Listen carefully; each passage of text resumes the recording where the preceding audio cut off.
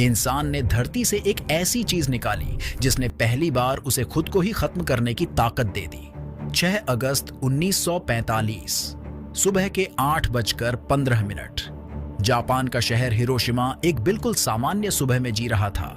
लोग काम पर निकल रहे थे, बच्चे स्कूल की तरफ बढ़ रहे थे और फिर आसमान से एक रोशनी उतरी, इतनी तेज कि सूरज भी फीका पड़ गया।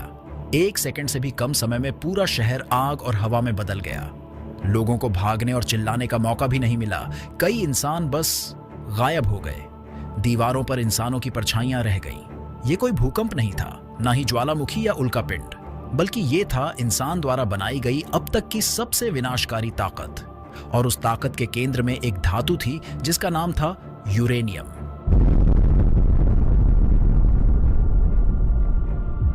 यूरेनियम एक धातु से इतना विनाशकारी कैसे बना, आइए आज के इस वीडियो में पॉइंट बाय पॉइंट समझते हैं। जैसे यूरेनियम आखिर है क्या? अगर ये इतना खतरनाक है तो इंसान आज भी इसे इस्तेमाल क्यों कर रहा है? क्या ये सिर्फ तबाही के लिए बना है या इसके बिना आज की दुनिया चल ही नहीं सकती? ये धरती के अंदर आया कहां से? क्या ये यहीं बना या फिर ब्रह्मांड से आया हुआ मेहमान है? और सबसे बड़ा सवाल, क्या यूरेनियम वाकई सबसे खतरनाक चीज है या ब्रह्मांड में इससे भी ज्यादा भयानक कुछ मौजूद है?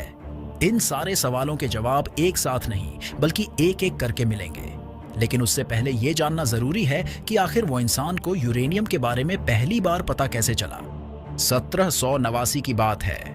जर्मनी के एक वैज्ञानिक मार्टिन हेनरिक क्लापरोथ कुछ चट्टानों पर प्रयोग कर रहे थे। ये चट्टानें बोहेमिया इलाके से आई थीं और उस समय इन्हें बस बेकार खनिज माना जाता था। क्लापरोथ का मकसद कोई खतरनाक चीज ढूंढना नहीं था, वो सिर्फ ये जानना चाहते थे कि इन पत्थरों में आखिर है क्या। जब उन्होंने इन चट्टानों को गर्म किया और अलग अलग रासायनिक प्रक्रियाएं की तो उन्हें एक नया तत्व मिला। उन्होंने सोचा कि शायद ये कोई नई धातु है। उन्होंने इसका नाम यूरेनियम रखा।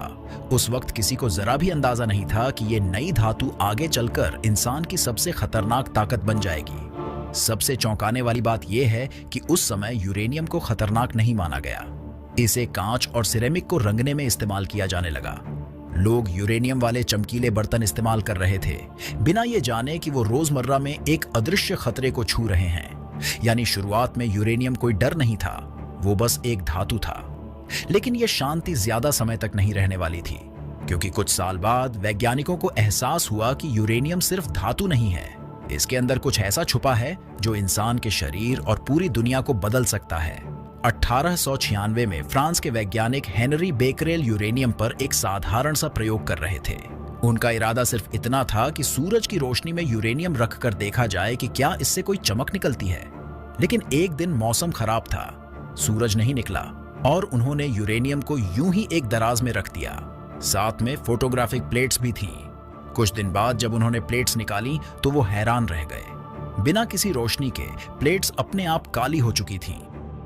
यहीं से पहली बार समझ आया कि यूरेनियम कोई साधारण धातु नहीं है। ये अपने आप से एक अदृश्य ऊर्जा छोड़ रहा था, बिना आग, बिना गर्मी, बिना आवाज। इस रहस्यमयी शक्ति को बाद में रेडियो एक्टिविटी कहा गया। अब वैज्ञानिकों को एहसास होने लगा कि ये ऊर्जा बाहर से नहीं आ रही बल्कि यूरेनियम के अंदर से निकल रही है। इसके बाद इस रहस्य को और गहराई से समझा मैरी क्यूरी और उनके पति पियरे क्यूरी ने। उन्होंने पाया कि यूरेनियम से निकलने वाली ये किरणें इंसानी शरीर पर असर डालती हैं। शुरुआत में इसे चमत्कार माना गया, लेकिन बहुत जल्द इसकी कीमत सामने आ गई। मैरी क्यूरी के हाथों पर जले हुए निशान पड़ने लगे, वैज्ञानिक बीमार होने लगे और कुछ लोगों की मौत भी हो गई। यहीं पहली बार इंसान को झटका लगा कि यूरेनियम की असली ताकत क्या है। ये सिर्फ चमक या रंग नहीं था, ये ऐसी शक्ति थी जो अंदर से शरीर को नुकसान पहुंचा सकती थी। उस दिन के बाद यूरेनियम को सिर्फ धातु नहीं बल्कि खतरे की चेतावनी के रूप में देखा जाने लगा और यहीं से वो रास्ता शुरू हुआ जो आगे चलकर विस्फोटक और रिएक्टर तक पहुंचा। एक बात जो आपको चौंका सकता है कि यूरेनियम धरती के अंदर बनता ही नहीं है, ये बात जितनी सीधी है उतनी ही चौंकाने वाली भी। यूरेनियम हमारी पृथ्वी से पहले बना था, उस समय जब पृथ्वी का नामो निशान तक नहीं था। अरबों साल पहले जब विशाल तारे अपने जीवन के अंत में फटते थे तो उस महाविस्फोट में ऐसे भारी तत्व पैदा हुए जिनमें यूरेनियम भी शामिल था। यानी यूरेनियम किसी कारखाने में नहीं बल्कि शुरुआत में जब धरती पिघली हुई आग का गोला थी, तब ये तत्व गहराई में धंसते चले गए। समय के साथ जब धरती ठंडी हुई, प्लेटें बनी, पहाड़ उठे और ज्वालामुखी फटे, तो यूरेनियम कुछ जगहों पर ऊपर की चट्टानों में फंस गया। इसलिए आज यूरेनियम हर जगह नहीं मिलता। ये खास तरह की चट्टानों में खास हालात में पाया जाता है, जहां करोड़ों साल तक भूगर्भीय दबाव और रासायनिक बदलाव हुए हों। दूसरे शब्दों में, यूरेनियम कोई आम खनिज नहीं है। ये ब्रह्मांड की बहुत पुरानी विरासत है जो संयोग से हमारी धरती का हिस्सा बन गई। और यही वजह है कि जब इंसान इसे जमीन से निकालता है तो वो सिर्फ एक धातु नहीं निकालता, वो अरबों साल पुरानी ब्रह्मांड में बनी एक ताकत को बाहर ले आता है। यूरेनियम पूरी धरती पर फैला हुआ नहीं है, ये सिर्फ उन्हीं जगहों पर मिलता है जहां करोड़ों साल तक खास तरह की भूगर्भीय परिस्थितियां बनी रहीं, जैसे प्राचीन समुद्र, ज्वालामुखीय गतिविधि और चट्टानों के अंदर लंबे समय तक चला रासायनिक बदलाव। इसी वजह से आज दुनिया के कुछ ही देश यूरेनियम के बड़े स्रोत माने जाते हैं। इस समय दुनिया में सबसे ज्यादा यूरेनियम कजाकिस्तान में निकाला जाता है। यहाँ की खासियत यह है कि यूरेनियम जमीन को खोदे बिना तरल प्रक्रिया से निकाला जाता है, जिससे लागत कम पड़ती है। इसके बाद बड़ा नाम ऑस्ट्रेलिया का आता है, जहां जमीन के नीचे यूरेनियम का बहुत विशाल भंडार मौजूद है, लेकिन सख्त नियमों के कारण इसका इस्तेमाल सीमित है। इसके अलावा कनाडा में दुनिया का सबसे शुद्ध यूरेनियम पाया जाता है, इतना शुद्ध कि थोड़ी सी मात्रा भी बहुत ताकतवर मानी जाती है। रूस और नामीबिया जैसे देश भी बड़े उत्पादकों में शामिल हैं। दिलचस्प बात यह है कि यूरेनियम होते हुए भी हर देश इसका इस्तेमाल नहीं कर सकता। इसकी माइनिंग, ट्रांसपोर्ट और इस्तेमाल पर अंतर्राष्ट्रीय नजर रहती है, क्योंकि यही धातु बिजली भी बना सकती है और हथियार भी। इसलिए यूरेनियम सिर्फ जमीन के नीचे नहीं बल्कि राजनीति और ताकत के संतुलन के बीच भी दबा हुआ है। यूरेनियम का नाम सुनते ही ज्यादातर लोगों के दिमाग में सिर्फ विस्फोटक सामान आता है, लेकिन हकीकत इससे कहीं ज्यादा बड़ी है। आज यूरेनियम का सबसे बड़ा इस्तेमाल बिजली बनाने में होता है। न्यूक्लियर पावर प्लांट्स में यूरेनियम के परमाणु नियंत्रित तरीके से टूटते हैं, जिससे निकलने वाली गर्मी से पानी उबलता है, भाप बनती है और टरबाइन घूमकर बिजली पैदा करती है। बिना धुआं, बिना कोयला, लेकिन ताकत जबरदस्त। यूरेनियम का दूसरा उपयोग सैन्य क्षेत्र में होता है। परमाणु हथियारों में इसकी बेहद शुद्ध किस्म का इस्तेमाल किया जाता है, जहां एक अनकंट्रोल्ड रिएक्शन कुछ ही पलों में शहरों को तबाह कर सकती है।